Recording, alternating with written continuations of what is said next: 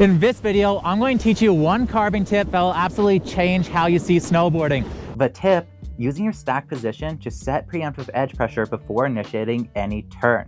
Whenever you're trying to perform a carve, you want to get on your edge so you can go and load into it. And that's only possible through a stack position. So we're going to go and quickly explain the most important fundamental of all snowboarding, the stack position, because that information is going to be key for understanding every other principle you'll learn in this video. There is two variations to your stack position, toe side and heel side. A toe side stack position requires you to have your weight set over the balls of your feet. You do this by having a bit of bend in your legs, letting your upper body hinge forward, putting your chest over top of your knees. This sets your weight over the balls of your feet, making you have slight edge pressure while keeping your weight primarily set over the center of your snowboard.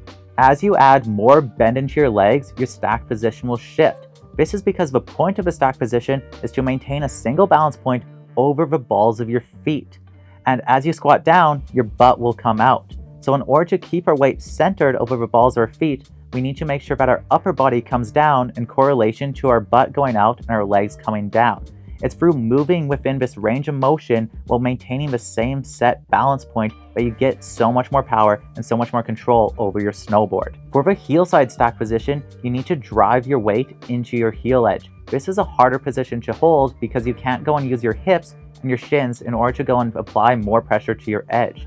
In order to counter this, we need to go and let our upper body come more forward as our legs come down. So the main difference between heel edge stack position and toe edge is your stack point is now on your heels and you're going to need to let your upper body hinge forward even more as your legs come down in order to keep your center of balance set over the heels of your snowboard. The goal of the stack position is to be able to maintain the same balance point over your toe edge or heel edge through your full range of motion. So as you want to get deeper into your turn, you start adding more squat and more bend. This is very different than leaning into a turn.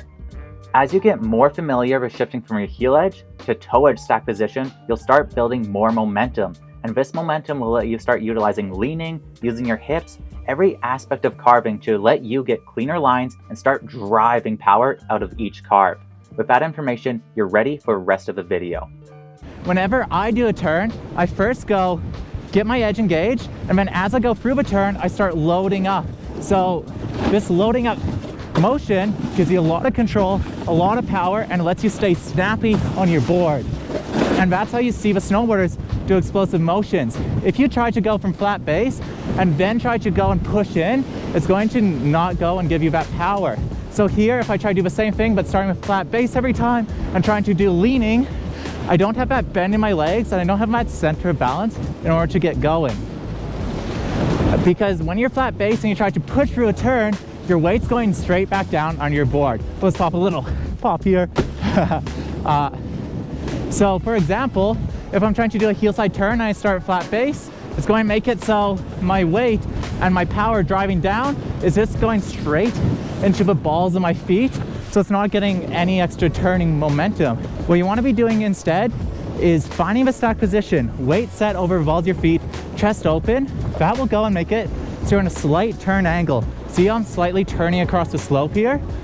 Well, keeping your body weight nice and stacked over your board. From there, we can start loading pressure, loading the edge. You can do this in a couple ways. First, you can do it by going and leaning your weight onto your hips. Think about pushing your knees forward. That's going to be a good way to go and get these turns deeper. The more speed you have, the more it'll work. You can open your hips to go and get that extra drag. Well, it's all coming from getting that edge in and then pushing through it. Or you can go and load up more into that edge. Get on that edge and load through. If I'm riding into a feature, I'm not riding flat base to a feature because that's going to make me be too tall, not balanced, and not have any grip. Instead, I'm going to use that stack position because that's going to help me load up and stay balanced over top of my board. So here, we're going to load up, stack position, and that'll let us pop up and get maximum power while keeping everything connected. So here I can just go and hold that constant position and see how that's letting me stay in line with my snowboard, handle all of these bumps without going and compromising my motion. That wouldn't be possible flat base or through leaning. That's only possible through finding that balance point and going and building off it. And that's really the key to being a good rider, a good park rider, is getting that point, mastering it, and building off it. Whenever you see a snowboarder do a 360, do a little like snowboard slide here, they're shifting their body weight around the stack position that lets them get on their edge preemptively. A really important note for trying to do this position is you want to make sure that your spine's staying straight. This doesn't mean it's staying straight and tall over your board, but instead it's coming down in correlation with your legs. As my legs come down, I'm letting my upper body come forward. Think about squatting a squat rack. It goes and brings your chest to your knees. And this is exactly what we want for adding that point. If I try to go super straight spine and squat down, it's not going to keep my weight over that point. And as I squat down, it's going to make me more and more unbalanced. So the key is finding that balance point and finding your way to go and squat down and load on that point.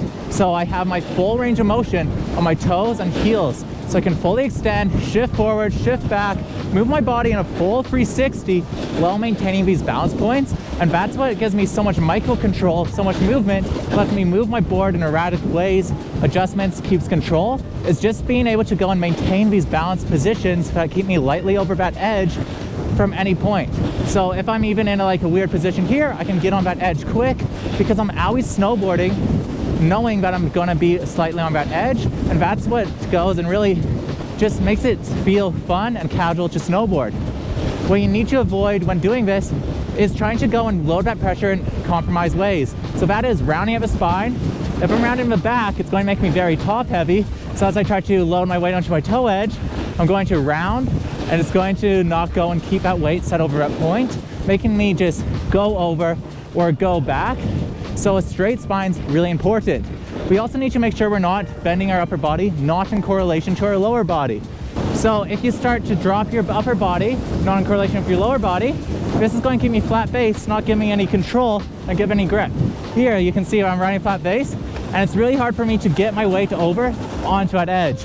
This is obviously hyper exaggerated, but I'm just trying to show that you want to keep your weight stacked over that point and work on getting your full range of motion through it. Because once you can do that, you'll be able to really powerfully go and get these turns, get locked in, get low, explode into slashes, do fun little slides, get hard on those heels. Phew. Phew. So like here it's super icy, but because I'm keeping my weight over this point, I can slow down and I'm keeping myself stacked. If you go and master this position, get your full 360 range of motion while keeping your heel side balance point and your toe side balance point, it's going to make you so much more balanced, so much more of a beast on your snowboard, be it freestyle, park, powder. It is a principle that makes all of these things work. So go practice it, try it, let me know how it goes.